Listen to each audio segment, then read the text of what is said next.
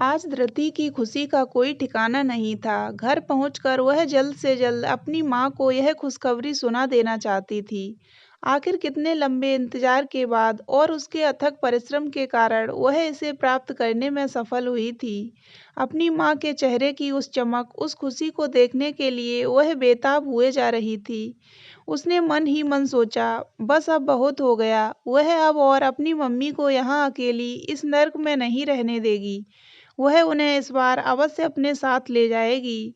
धृति को अमेरिका से आए हुए 2 महीने बीत चुके थे। उसने आते ही अपनी मम्मी के वीज़ा के लिए अप्लाई कर दिया था। काफ़ी भागदौड़ के बाद आज उसे अपनी मम्मी के लिए अमेरिका का वीज़ा मिल गया था।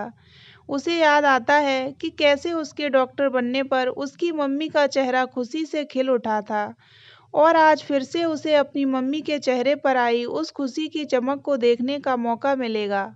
हाँ, इसी दिन के लिए तो उसने इतनी मेहनत की थी।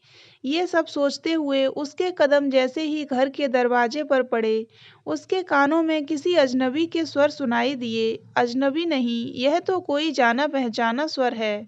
उसने कहाँ सुनी थी यह आवाज़? घर का दरवाज़ा खुला हुआ था। कमरे में दाखिल होते ही जिस अजनबी शख्स पर उसकी नज़र पड़ी, उस शख्स के चेहरे की धुंधली-सी तस्वीर उसके मस्तिष्क में कहीं खिंची हुई थी। उसकी मम्मी ड्राइंग रूम में एक कोने में चुपचाप गर्दन झुकाए खड़ी थीं। वहीं सोफे पर एक तरफ उसके मामा और नानी बैठे हुए थे और वह व्यक्ति सामने के सोफे पर बैठा हुआ था, चेहरे पर वही चिरपरिचित अकड़ लिए हुए। कमरे के अंदर दाखिल होते ही धृति के कानों में नानी के ये शब्द सुनाई पड़े। वे उसकी मम्मी को समझाते हुए बड़े ही उपदेशात्मक स्वर में बोले जा रही थीं। पति-पत्नी का संबंध जन्म-जन्मांतर का होता है रत्ना, उसे इतनी आसानी से तोड़ा नहीं जा सकता। आखिर बिपिन बाबू सब कुछ भुलाकर तुम्हें एक बार फिर से अपनाना चाहते हैं, तो तुम्हारा भी यह दायित्व है कि तुम सब कुछ भुलाकर उन्हें माफ़ कर दो। नानी की ये बातें धृति के कानों में तीर की भांति चुभीं और वह गुस्से में तमतमा उठी और फिर क्रोधपूर्ण नज़रों से नानी की ओर देखते हुए बोली, क्यों नानी, आखिर क्यों? आखिर मम्मी को क्यों सब कुछ भूलकर इन्हें माफ़ कर देना चाहिए? धृति का इस तरह बीच में बोल पड़ना उसकी नानी को जरा भी नहीं भाया और वे बोली, तुम बीच में मत बोलो, तुम में अभी इतनी समझ नहीं है। अरे पति है यह इसका, पति की गलतियों को भुलाकर आगे बढ़ने में ही इसकी भलाई है। मगर धृति का गुस्सा शांत नहीं हुआ, बल्कि वह और भी चिढ़ गई। फिर अपनी नानी की बातों पर खींचते हुए बोली, अरे वाह नानी, हमेशा से तुम मम्मी को पति को ही देवता बनाकर पूजने की सीख देती रहीं। तुम्हारी इन्हीं सब सीख की वजह से पिता नाम के इस प्राणी ने मेरी मम्मी पर बरसों जुल्म ढाए हैं। धृति का क्रोध शांत नहीं हो रहा था। उसकी मम्मी इन सभी बातों से आहत, सिर झुकाए चुपचाप खड़ी थीं। अपनी पीड़ा को छिपाने के लिए उन्होंने अपने होंठ दाँत से काट लिए।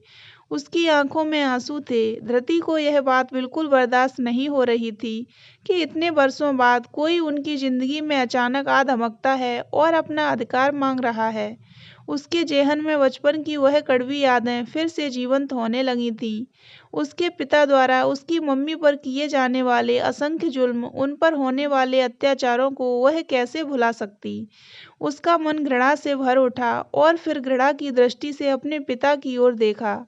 तभी उसके कानों में उसके मामा के शब्द गूंज पड़े, चुप करो, पिता हैं वह तुम्हारे, थोड़ा तो तमीज के दायरे में रहो। मगर प्रकाश की बातों ने धृति के मन में पिता के प्रति उसकी नफरत को और भी भड़का दिया। वह गुस्से में बोली, पिता? पिता होने की कौन सी जिम्मेदारी निभाई है इन्होंने, जो आज अचानक पिता होने का अधिकार जताने आ गए? ये सिर्फ मेरे जन्म के कारण मात्र हैं, इससे ज़्यादा कुछ नहीं। पढ़ाई लिखाई ने इस लड़की का दिमाग खराब कर दिया है। डॉक्टर क्या बन गई, बड़ों से बात करने की तमीज ही भूल गई। प्रकाश ने अपनी भांजी धृति पर आंखें तरेरते हुए कहा, बस यही सोच, इसी सोच की वजह से आप लोगों ने मम्मी की पढ़ाई छुड़वाकर इतनी कम उम्र में उनकी शादी करा दी। अरे आप लोगों ने यह तक नहीं देखा कि लड़का उम्र में इनसे कितना बड़ा है, उसका स्वभाव कैसा है। एक पढ़े लिखे इंजीनियर लड़के से तेरी माँ की शादी करवाई थी हमने। समाज में इससे बड़ी पहचान और इससे बड़ा रुतबा भला क्या चाहिए था इसे? और इसे क्या किसी भी लड़की को और क्या चाहिए? और फिर पढ़ लिख कर क्या हासिल कर लेती? ज़्यादा पढ़ लिख कर कौन सी नौकरी करनी थी, आखिर घर ही तो संभालना था। लेकिन इस जिम्मेदारी को भी ठीक तरह से निभा न सकी है। प्रकाश ने गरजते हुए कहा। भाई की बातें सुनकर रत्ना की आंखों से आंसू छलक पड़े। आखिर उसका क्या कसूर था? किस बात के लिए उसे दोषी ठहराया जा रहा था? उसकी आंखों से आंसुओं की अविरल धारा बहने लगी, जिनमें न जाने कितने वर्षों का दर्द, पीड़ा, अवहेलना, प्रताड़ना जमा थी। जाने कैसी कैसी यातनाएं, कैसे कैसे नर्क का पानी जमा पड़ा था, जो आज उसकी आंखों से बहने लगा था। उसके मानस पटल पर अतीत की वे तमाम स्मृतियां एक एक कर उभर आई थीं, जिन्हें वह भूले से भी याद नहीं करना चाहती थी। जिंदगी के जिस दुखद अध्याय को पीछे छोड़ वह किसी प्रकार आगे बढ़ पाई थी, उसे ही अब दोहराने की कोशिश की जा रही थी। जिस व्यक्ति ने इतने वर्षों से कभी उसका हाल तक जानना जरूरी नहीं समझा, उसे उसकी बेटी पर अब अपना अधिकार चाहिए था। आखिर ये सब अब किस लिए? क्योंकि उसकी बेटी अब योग्य बन गई है। अब तक यह व्यक्ति कहाँ था? इस व्यक्ति ने तो सालों पहले उसे और उसकी बेटी को अकेली निसहाय छोड़ दिया था। दिल्ली से बनारस तक का सफर भूखी प्यासी ने अकेले ही तय किया। हाथ में 1 रुपया तक नहीं था। सोचते सोचते रत्ना का शरीर निशक्त हो गया। वह दीवार का सहारा लेकर वहीं जमीन पर घुटनों के बल बैठ गई। आज यहाँ तक पहुँचने में माँ बेटी ने कौन कौन से दिन न देखे थे, कैसे कैसे कष्ट उन्होंने नहीं सहे थे। उसकी बेटी ने अपने परिश्रम, अपनी काबिलियत के दम पर यह मुकाम हासिल किया था। उसके डॉक्टर बनने के सपने को पूरा करने में उसने भी जी तोड़ मेहनत की थी, छोटी मोटी नौकरी तक की। जिंदगी के इन कठिन संघर्षों ने उसकी बेटी को बहुत ही समझदार बना दिया था। वैसे तो धृति बचपन से ही कुशाग्र बुद्धि की थी, लेकिन जिस तरह आग में तपने के बाद ही सोने में निखार आता है, वैसी ही जिंदगी के तमाम कष्टों ने, कठिनाइयों ने उसे बेहद समझदार और साहसी बना दिया था। वर्षों पहले रत्ना और उसकी बेटी को अकेली ट्रेन में बिठाकर अभी आता हूँ यह कहकर विपिन वापस नहीं आया था। तब दिल्ली से किसी तरह अपनी 9 साल की बेटी के साथ भूखी प्यासी वह बनारस पहुंच तो गई थी, लेकिन आगे के सफर के लिए उसके पास पैसे तक नहीं थे। फिर भी वह किसी तरह अपनी ससुराल पहुंची थी, जहां उसके सास ससुर ने भी उसे साथ रखने से मना कर दिया था और फौरन उसे उसकी बेटी के साथ उसके मायके पहुंचा दिया गया। रत्ना अपनी ससुराल वालों की आंखों में उसी वक्त से कांटों की तरह चुभ रही थी, जिस वक्त उसने बेटी को जन्म दिया था, और अब उसके पति के द्वारा इस प्रकार से त्यागे जाने से उन लोगों ने भी अपना पल्ला झाड़ लिया था। रत्ना सहानुभूति और अपनापन की उम्मीद लगाए अपने मायके की दहलीज पर खड़ी थी। अपनी कल्पनाओं में उसने सोचा कि माँ अभी आकर उसे सीने से लगा लेगी, भाई प्यार से उसके सिर पर हाथ रखेगा, उस पर हुए जुल्म के लिए उसके पति और उसकी ससुराल वालों से जवाब तलब करेगा। परंतु इसके ठीक विपरीत माँ और भाई ने तब भी उसे ही दोषी करार दिया था। उसका कोई अपराध नहीं होते हुए भी वह उनके समक्ष एक अपराधी की भांति खड़ी थी। और अपराध भी क्या, अपनी गृहस्थी ठीक से नहीं चला सकने का अपराध, अपने पति को खुश नहीं रख सकने का अपराध, और पति भी कैसा, जिसे रत्ना के हंसने बोलने, उठने बैठने तक पर आपत्ति थी। बेहद संकीर्ण मानसिकता का पति। रत्ना उसके सभी अत्याचार चुपचाप सहती रहती, और फिर एक दिन उसे बेटी को जन्म देने का अपराधी घोषित कर उसका तिरस्कार कर दिया गया। तुम्हें अपने पति एवं ससुराल वालों के साथ निभाना नहीं आया, जरूर तुमने ही कुछ गलती की होगी। अरे 4 बातें सह ही लेती तो क्या हो जाता, आखिर वह तुम्हारे ससुराल वाले हैं। माँ ने भी उसी की कमियां गिनाई थी। तुम्हारी शादी करके हमने अपने सिर का बोझ हल्का कर लिया था, अब वापस आकर हमारे सिर का बोझ बढ़ा दिया। अरे समाज और बिरादरी का कुछ तो ख्याल रखा होता, भाई ने धिक्कारते हुए कहा। आंसुओं में डूबी रत्ना के पास अपनी ही माँ और भाई के द्वारा तिरस्कार का दुख झेलने के अलावा और कोई चारा नहीं था। उसकी 9 साल की बेटी सहमी हुई सी अपनी माँ के पल्लू को थामे हुए अपनी ही नानी और मामा के द्वारा अपनी ही माँ को तिरस्कृत होते देख रही थी।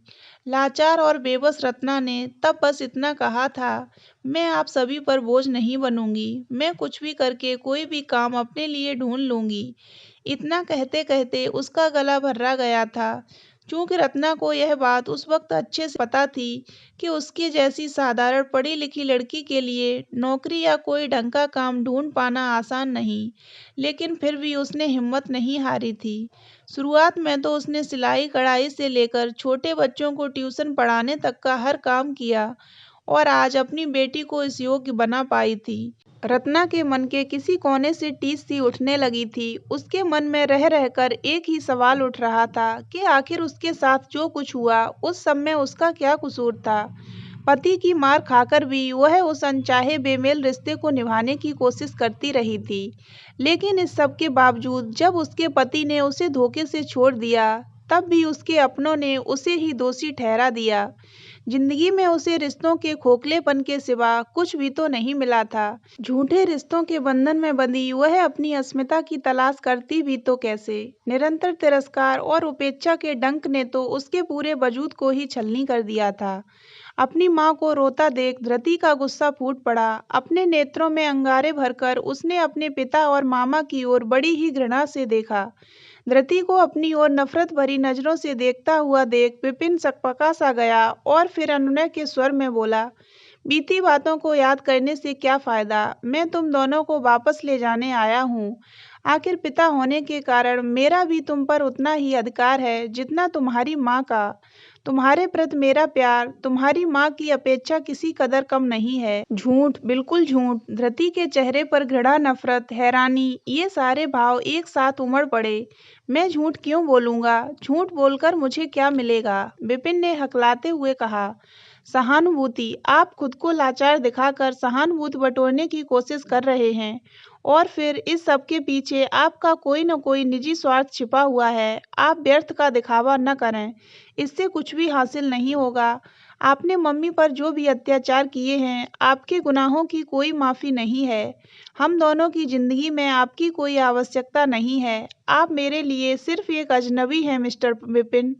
एक पिता की ज़रूरत तुम्हें ज़िंदगी के हर मोड़ पर पड़ेगी। मैं तुम्हें वह सुरक्षा और संरक्षण देना चाहता हूँ जिसकी तुम हकदार हो और जो एक बेटी के रूप में तुम्हें अपने पिता से मिलना चाहिए। एक पिता होने के नाते मैं तुम्हारा दायित्व उठाना चाहता हूँ, विपिन ने लगभग गिड़गिड़ाने के अंदाज में कहा। संरक्षण, सुरक्षा, दायित्व, क्या आप इन भारी भरकम शब्दों का मतलब भी समझते हैं? मिस्टर विपिन, संरक्षण और सुरक्षा की बात वह इंसान कर रहा है जिसके साये में मेरी मम्मी की जिंदगी सबसे ज्यादा असुरक्षित थी। आप दायित्वों का बोझ नहीं उठा सकेंगे। पिछले 15 वर्षों में जो कार्य आपने नहीं किया, अब वह क्यों करेंगे? दरअसल आप हमें सहारा देने नहीं, हमसे सहारा मांगने आए हैं, लेकिन उसे सीधे सीधे कहने की आप में हिम्मत नहीं है। और फिर धृति ने घृणा भरी नजरों से विपिन की ओर देखा। पढ़ाई ने सच में इस लड़की का दिमाग खराब कर दिया है। मैं तो कहता हूँ यह सारी गलती रत्ना की है, जो अपनी बेटी को इतनी छूट दे रखी है।